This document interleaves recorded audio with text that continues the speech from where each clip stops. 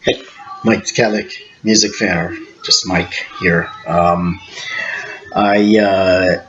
under the gun here. I'm trying to put out a video in a short order, so um, so I can actually get it out. I'm Catholic, Mike the Catholic music fan, and I am very pro Catholic religion, which I believe historically and factually you can trace back to Jesus and the apostles. Um, I got a little list here, and which I'm going to just run a few of these by you. But there's a saying that if you go back in time, let's say 500 years, you won't find anything but the Catholic Church. And then 800 years, 1,000, 1,500 years back. So you can really, historically, if you looked at churches, for example, that are up, you could go back and find churches, and they're dated. They have, the date, the time they were, the years they were built. So you could go back and really follow the history of the church by going back. Jesus said he didn't want the church divided. He told, what was it in the gospel? He said, he prayed to God, Father, not the Godfather, he prayed to God, his Father, that he prayed that as he and the Father were together, the church would stay together. And clearly we have whatever 66,000 other Christian churches now that are not the Catholic Church, the Church of Jesus started. So seems to me, Jesus starts a church. He has these 12 apostles, these witnesses. He has these disciples that are all with him and watching and seeing what he does. And he has this core group of 12, which he shows everything that he needs. Everything that the church does is a variation of what Jesus did. The Last Supper, the Mass. Jesus forgave sins. He told the apostles to forgive sins. He told the apostles to go and do healings. Jesus did healings. So Jesus had these 12, these witnesses who saw everything he did. And then he told them he was going to be leaving them soon, but he wouldn't leave them alone. He wouldn't leave them orphans. He would leave them an advocate, the Holy Spirit. And the Holy Spirit is what guides our church today. At Pentecost, the apostles were together. So Jesus has died. The apostles are together in the upper room, the same place where Jesus instituted the Eucharist. And they're praying. Mary's with them and other people. And the Holy Spirit comes in, bursts through the doors, the flames on the head, the wind. They go out, they speak in tongues. And they end up, spreading the gospel, and St. Paul as well. So that's what we call the birth of the church, is Pentecost. It's Pentecost, when the Holy Spirit came after Jesus had already been crucified and died and rose.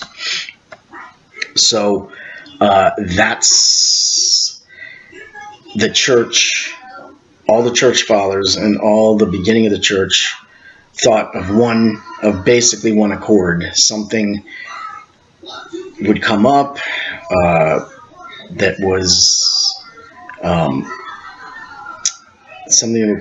would make a division in the church, and the church fathers the Pope, the bishops would come together and make a definitive statement on whatever the issue was, whether it was Jesus being fully God and fully man at the same time, or whatever the case was. The fathers the Pope, in union with the bishops, would make a statement. Not that this was a new teaching, but it was just to clarify, okay, this is the official, this is what we've all believed, but this is the official, we'll just make a proclamation here to make sure that you understand this is official. So anyway, I'm just watching here, and I looked up in the internet, which I'm not very good at, but I did a little, I wanted to do a search. So it looks to me, for 1,054 years, it was until the East and the West Church, the Eastern Church and the Western Church, had a bit of a falling out. But even then, everyone agreed that the Pope was the vicar of Christ, that was the successor of Peter, even 1,054 years after the fact. Then we jump ahead. So what I'm saying is the church that I belong to was a church founded by Jesus, God and man at the same time. If you go to 1517, we can start. There's a new church. Martin Luther starts his whole thing, and I believe we have the Lutherans. We follow this. I'm looking ahead here. 1536. John Calvin, the Calvinists. Okay. Then John Knox, the Presbyterians. Before that, we had, if I'm reading this correctly, Zwingli, the Anabaptists, the Mennonites. Okay, so then we got Calvin, we got John Knox, Presbyterians. 1647, Quakers, George Fox. So another man. These are all men. Martin Luther, Calvin, Knox, Fox. King Henry started the Church of England, 1533. So we're now jumping back. 1549, the Anglican Church. I've got down here 1607, John Smith and the Baptists. The dates may not be exactly right. I may not have even credited the right people. But the point is, okay, John Wesley, 1738, the Methodists. Here, 1830, Latter-day Saints, the Mormons, Joseph Smith. Seventh-day Adventists, 1860, Ellen White. 1870, the Jehovah's Witness, Charles Russell. 1900, the Pentecostalism, Charles Parham. I didn't obviously research these people too well, but the point is, these are all simply men starting their own religion that is leaving the Catholic Church and starting something else. My church, started by Jesus,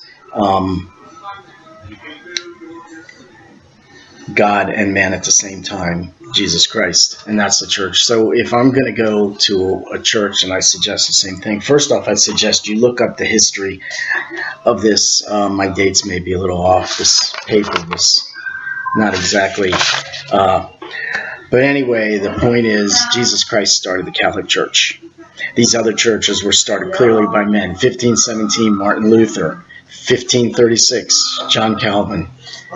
Here's John Knox, George Fox, King Henry, John Smith, Joseph Smith. These are certainly not God and man at the same time. So, I ask you to look up the history of the church. Look up a reputable Catholic source.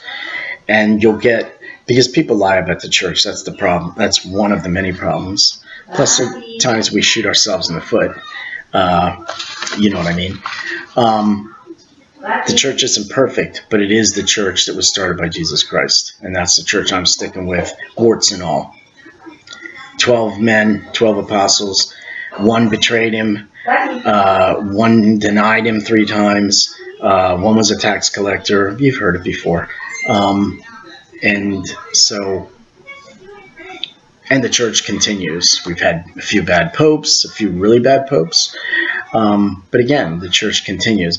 And I would pose it that part of the reason it does continue is because Jesus left the Holy Spirit to guide it. Men don't always listen to the Holy Spirit, but the fact that it's still together, I think, is a testament to the Holy Spirit. So my name is Mike, and that's another reason why I'm Catholic. The facts of who started the church and who started the Catholic Church. And for me, the church Jesus started himself personally is good enough for me. Thanks.